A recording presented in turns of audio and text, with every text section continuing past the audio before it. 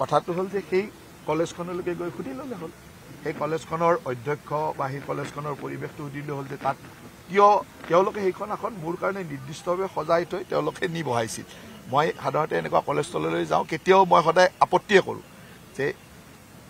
normally নহ'ব আৰু সেই কলেজখনৰ অধ্যক্ষজন আচলতে মোৰ ক্লাছমেট সেইকাৰণে তেওঁলোকে অলপ জোৰ কৰি নি মোক কলেজৰ অধ্যক্ষৰ একেলগে দুখন চকী পাৰি থৈছিল আৰু সেইখন যিখনত মই বহিছিলোঁ সেইখন মোৰ কাৰণে তেওঁলোকে সজাই থৈছিল হয় পাৰ্মানেণ্টলি সেইখন অধ্যক্ষৰ আসন কিন্তু সিদিনাখনৰ কাৰণে তেওঁলোকে সেইখন মোৰ কাৰণে সজাই থৈ কাষত তেওঁৰ কাৰণে এখন আসন থৈছিলে আৰু দুইখনতে কাপোৰ চাপোৰ পাৰি ৰাখিছিল মই কাষৰখনতে বহিব খুজিছিলোঁ তেওঁলোকে জোৰ কৰি আপুনি বহক ইয়াতে তেওঁলোকে এটা সন্মান দি পেলাই কৰিছিল কিন্তু কেতিয়াবা কি হয় মানুহৰ চকুত এইবিলাক খুব ভাল কথা নহয় আৰু সেইকাৰণে মই সদায় এভইডে কৰোঁ সেইবিলাক কথা কিন্তু সেই কলেজখনৰ অধ্যক্ষজন যিহেতু মোৰ মানে স্কুলীয়া জীৱনৰ বন্ধু আৰু সেই কলেজখনত মই ৰাতিপুৱা নগৈ গধূলি গ'লোঁ কাৰ্যসূচী ইতিমধ্যে শেষ হৈ গ'ল কাৰ্যসূচী শেষ হোৱাৰ পিছত তেওঁলোকে মোক জোৰ কৰি নি অধ্যক্ষৰ ৰুমলৈকে লৈ গ'ল আৰু অধ্যক্ষৰ ৰুমত মোৰ এটা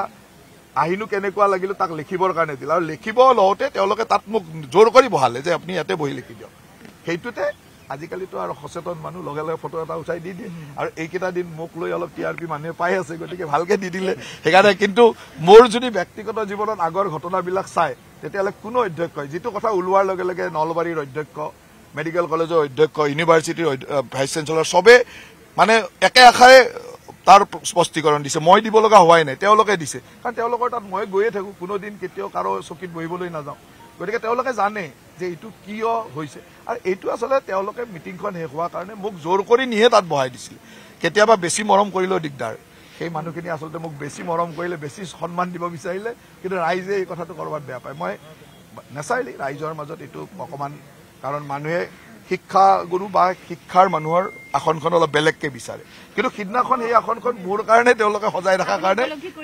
মইতো নেচাৰেলি মই নবহো বুলিয়ে কৈছিলোঁ আপুনি যদি চাই তাৰ আগৰ যদি ভিডিঅ'টো ওলাই চাই তেতিয়াহ'লে মই বোলে নাই তই বহ বুলি কৈ তাক মই বহিব কৈছোঁ কাৰণ তেওঁৰ লগত মই কলেজীয়া জীৱনৰ নহয় স্কুলীয়া জীৱনৰ বন্ধু